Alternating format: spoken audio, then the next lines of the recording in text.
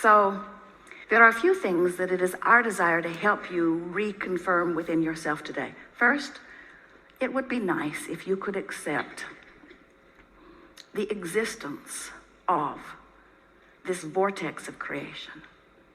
And it would be even nicer if you could see it as we see it, as your present tense of creation.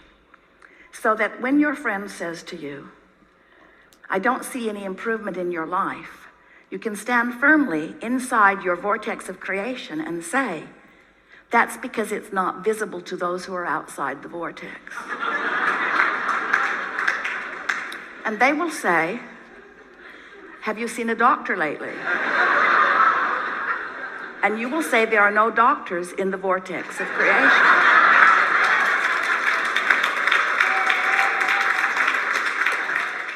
When you let being in this vortex, when you let tuning yourself into the vibrational frequency of all that you are be your top priority, you get so much life back. Do you know how many arguments, how many words, how many efforts, how much action is necessary just to keep you alive and out of desperation when you're not in the vortex? In other words, it's a big effort to live this life when you're counting on your words and your action and your effort to make it happen.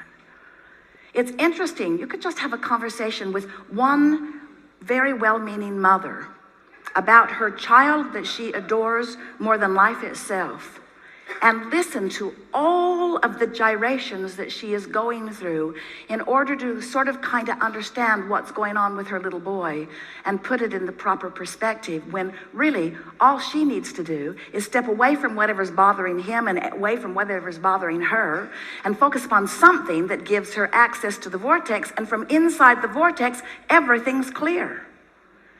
You cannot lead from behind. And if you are not in the vortex, then you have nothing to give anyone. Sometimes people say, Abraham, it seems like you teach selfishness. And we say, we really, really, really, really do. Because selfishness, let's define it. Selfishness means vibrational alignment with self. And in order to understand that, you got to know who self really is. Self is source. Self is pure positive energy. Self is worthy. Self is clear-minded. Self is healthy. Self is full of vitality. Self is eager about life. And when you are willing to be selfish, which means you are willing to mimic the vibration of self, which means you're willing to release the thoughts that hold you apart from that and practice the thoughts that cause you alignment with that, which simply means you're selfish enough to care how you feel, that's when they call it selfish. People say, oh, you're so selfish, you're pleasing you. And what they mean is, you should please me? You're selfish because you please you, and I'm not selfish because I think you should please me instead of you? There's some screwy reasoning going on. And every time it matters to you to please them instead of you, oh, it's such short-term gain, such short-term gain. Because when you care about how someone else feels or how they are responding to you, so you behave in order to affect their response to you, you do them a very big disservice, because you teach them that through action and demand or cajole or control or power, that they can wrestle their life to the ground. And there's hardly going to be anybody as cooperative as you. Think about it. Have you ever had someone who was so cooperative they'd just do anything for you? And then they were the only one who would behave that way? So you just had that one friend? Often it was your mother. You weren't really ready for the world, were you? But when you show yourself that you have the power to come into alignment, not just with who you were before you were born, but with all that you've become ever since. Not just with you and all you've become, but with Source itself. When you show yourself that by being selfish, which means by reaching for the best feeling thought you can find on whatever subject is active, when you care about being in the vortex, you care about being in concert with the energy that creates worlds. And one who's in the vortex, one who's in alignment with that energy, is more powerful than millions who are not. It's such an interesting thing to watch what goes on in your planet, because you are so good at step one. Most of you have made such a career out of step one. You sift through the data and you know what you don't want, and you know what you do want, and you know what you don't want, and you know what you do want, and you know what you don't want, and you know what you do want, and you know what you don't want, and you know what you do want, and you know what you don't want, and you know what you do want. And sources over here, knowing what you want, being what you want, sending out a signal of what you want. Law of attraction's over here, gathering what you want, gathering what you want, gathering what you want, gathering what you want. You're over here.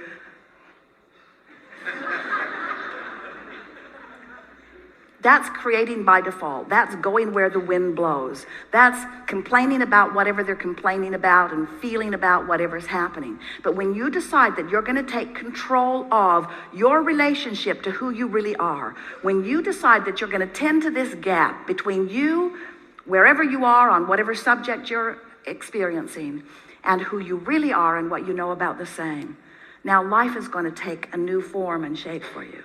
You're going to feel exhilarated. You're going to feel satisfaction. Those who are watching you will see you as someone who seems to create tremendously with ease. Those who are watching you, especially those who don't really understand the power of this vortex and the power of your deliberate alignment with it, they'll call you lucky. Many times they'll be jealous of you, because they'll watch your fortunes amass and your funds surround you, and they'll watch you in satisfying life experience. And when they say to you, "What do you know that I don't know?" the only thing that you can say to them that is of any real value to them is, "I figured out my relationship with me, and I'm constantly aware of my vibrational relationship to who I really am and what I really want. And I guide every thought I can to mesh with the wholeness that I am. I've become a deliberate thinker. I no longer create by default. I think on purpose, I speak on purpose, I act on purpose, and I don't do any of it unless I'm in the vortex." What do you mean? What's a vortex? What do you mean? What is a vortex? A vortex is a vibrational state of being that is the precursor of all positive motion forward of all that is. It's like encapsulated, condensed, straight up source. It's pure positive energy. It's the holding tank. It's the anchor. It's the touchstone. It's the place where all dreams and wishes and hopes are held until we find vibrational alignment with them. It's the eternal pool of well-being to which each of us have added mightily along the path of our physical experience. So this vortex, it is a reality even though you can't see it, but you can feel it. You know how your dog hears things you can't hear and smells things you don't want to smell? Because your dog has more acute sensitivity to sound than you do. Sound is just vibration, and hearing is just translating it. Smelling is just translating vibration. This vortex is something that while you can't see it, and while you may not be able to hear it, when you get in the vicinity of it, you can feel the deliciousness of it. And when you are far from it, you can feel the discord of not being close to it. Do you know that everything you feel all day, every day, is nothing more than feedback about your proximity to your vortex? So when you feel really ornery, you're vibrationally speaking not near your vortex. When you feel hopeful, you're right on the brink of it. In fact, this door to the vortex, this imaginary door in Abraham's fairy tale of the vortex, this vibrational entry point is somewhere between hope and belief. So when you feel hopeful about something, you're so in the vicinity that you'll be called in, you'll be swept in. Law of attraction will take you in. Law of attraction will take you in when there is not enough resistance to hold you out. How's that? If you weren't doing that thing you do that holds you apart from your vortex would take you in every time. When you slumber, in you go. But you wake up right where you were when you went in. If you go to sleep in the vortex, you wake up in the vortex. If you go to sleep not in the vortex, you wake up not in the vortex. Have you ever had an experience where you're ornery when you go to sleep? You sleep all night, you sleep pretty good, you wake up, still ornery. So the vortex is the source of well-being, calling you home, so to speak, calling you to all that you've created. And when you are not clinging with resistance to some thought that keeps you from it, it takes you right in. So really, when we say we want you to get into the vortex, what we really mean, a much more accurate way of saying it is, we want you to stop doing that thing you do that keeps the vortex from taking you in easily. Oh, you're going, you're just not going willingly sometimes. In other words, when you croak, in you go. So wonderful to watch you die.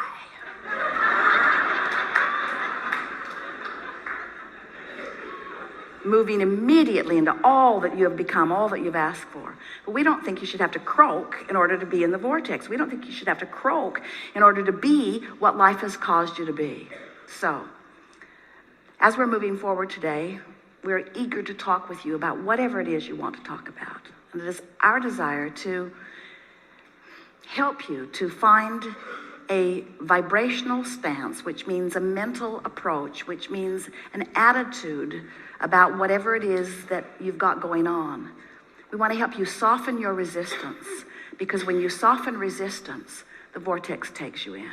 And that really is where you belong. You belong inside that vortex where rendezvous with exhilarating things can happen all day, every day.